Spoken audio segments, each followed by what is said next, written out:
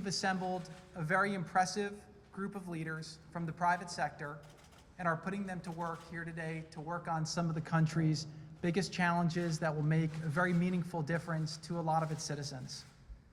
This is Technology Week here at the White House, and we are proud to be kicking it off with your engagement and assistance as we work to modernize the government's technology infrastructure. We created the White House Office of American Innovation in an effort to bring business sensibility to a government that for too long has relied on past practices as automatic justification for their continuation. Before I came to Washington, many warned me that the bureaucracy would resist any change that we tried to implement. So far, I have found exactly the opposite.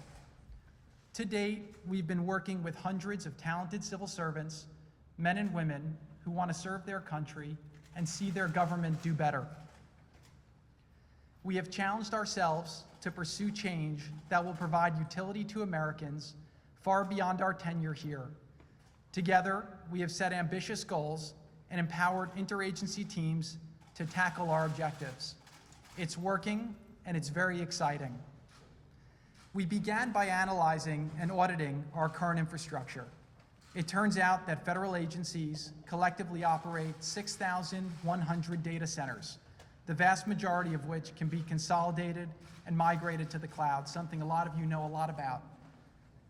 Many of our federal systems are decades old, with our 10 oldest being between 39 and 56 years old.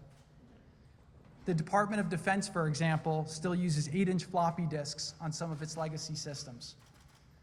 The 1980 Paperwork Reduction Act, designed to make government more efficient, but also established before the government used computers, still has domain over every form published online.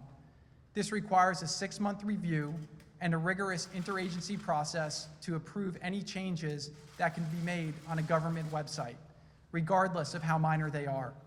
This traps thousands of processes and paperwork and prevents routine improvements, optimization, and often innovation.